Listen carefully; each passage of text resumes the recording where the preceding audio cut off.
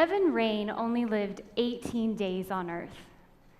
He was diagnosed with a rare chromosomal disorder that stopped his heart very shortly after he was born.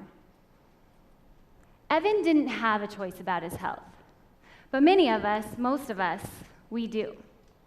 Now, I learned about Evan when his grandpa came to me, or as they call him, Gampy. Now, Evan's Gampy was training for his, get this, 11th triathlon. It's crazy. Now, I figured because he was on his 11th triathlon, he'd always been a fitness fanatic. I was wrong. He said, Jess, 7 years ago, I was actually a different man. In fact, my exercise only consisted of one full sit-up a day. Sitting up into bed and then laying back down. It wasn't until Evan's dad sat my entire family down, and he asked us to make a change. Not just to train for a 5K or even a triathlon, but to make a true lifestyle change together for Evan. Because Evan didn't have a choice about his health, and we do. Now, since that conversation, Evan's family has competed in over 50 athletic events, ranging from 5Ks to even Ironmans. As for Evan's Gampy, he finally lost that 20 pounds he knew he should have lost long ago. Now, most of us are fortunate enough to have this choice when it comes to our health. But why is it so hard to make a change? I mean, we often know we should change, but we don't. Instead, we procrastinate. How many people here, time for a little honesty, are guilty of, oh, it's okay, I'll start on Monday? Yeah, just a few, okay. Now, 80% of healthcare costs worldwide are spent treating 15 chronic conditions.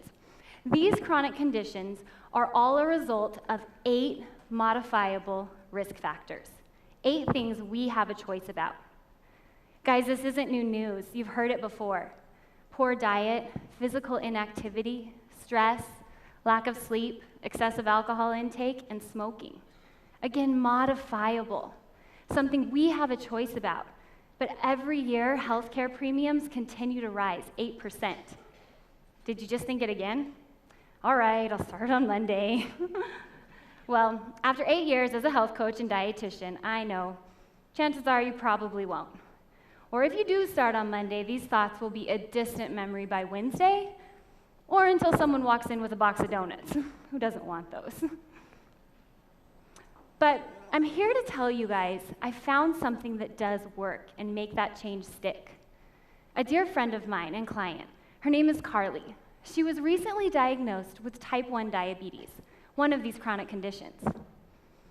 She could have been among the majority, let diabetes deteriorate her health and her life. But instead, her diabetes is beautifully controlled. So what's different about Carly? How does she do it? Well, shortly after she received her diagnosis, unexpectedly, she decided to take a new position at a pediatric endocrinology unit, where every day she works with kiddos who hear the same news she did. She is determined to show them that a life with diabetes can be awesome. And you better believe she is. Now, as for me, for years, I really struggled. I had an eating disorder that I just couldn't kick. It wasn't until I was working with one of my favorite clients. It was so frustrating because she was an awesome young lady. She was so cool, but she couldn't see that. She was blinded by her eating disorder. It was at that moment that I knew I could never even think about revisiting an eating disorder behavior. Because my ability to help girls like her was entirely dependent on the choices I made about my health. Now that was enough to get a change to stick. So we've got Evan's Gampy, who started on Monday, Carly started on Monday, and I started on Monday, and we haven't stopped. Human beings have a desire to be a part of something big, something bigger than ourselves. When we're serving a faith or a lofty idea or a dependent child or anything outside of ourselves, we become more and more selfless. But we also take better care of our health. A couple months ago, a client of mine, she walked in my office. She'd been smoking for years. She sat down and said, I quit. I was like, no big deal? Just like that? What happened? She found out she was 5 weeks pregnant. She cared more about that baby's health than anything else. Of course, her health is improving now as well. Now, this idea is also true on a much bigger scale. I work in corporate wellness at Sandia National Labs, where every year we offer a holiday weight management program. We call it Maintain No Gain. Now, let me set the stage for you guys a little bit here. It's got a catchy title, Maintain No Gain. It also has a financial incentive in place. Who's not motivated by money here? Anyone? No, we're all motivated by money, right? Well, this program, it struggled even with that. So I started thinking, what could we take from programs, or from people like Evan's family and Carly's, and apply it to programs like Maintain No Gain? Well, Lockheed Martin, which is the corporation that manages Sandia, decided to pledge $5 to a local food bank every time a participant weighed in and maintained or lost weight. The results? Incredible. In 2 years, our program has grown 12-fold. We have raised over $33,000 for Roadrunner Food Bank, one $5 weigh-in at a time. To put that in perspective, that's 6,600 times people have willingly jumped on the scale during the holidays. Now, I'm gonna let you guys in on a little secret about my job. Selling weight loss is not easy, especially during the holidays. All of you in here, I assure you, I am trying to help. But people look at me like, A, I'm insane, and B, I've taken away an American birthright when I ask people to forego seconds at Thanksgiving. Well, I'm trying to help, I promise.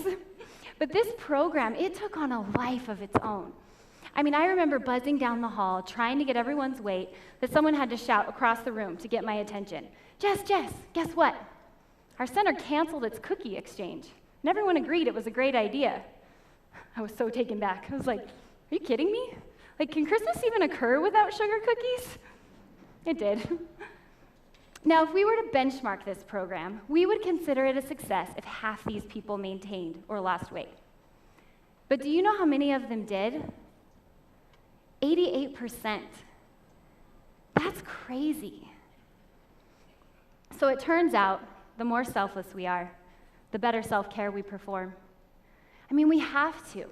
How can we wholeheartedly serve a cause or the people we love when our physical body is limited by the choices we have the power to change?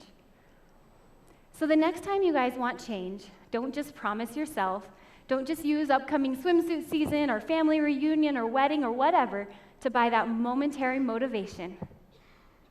Take a minute to think outside yourself. Who is your Evan? What child are you trying to inspire? Step outside yourself and ask the question, what is my healthy cause? Oh, and start on Monday. Thank you.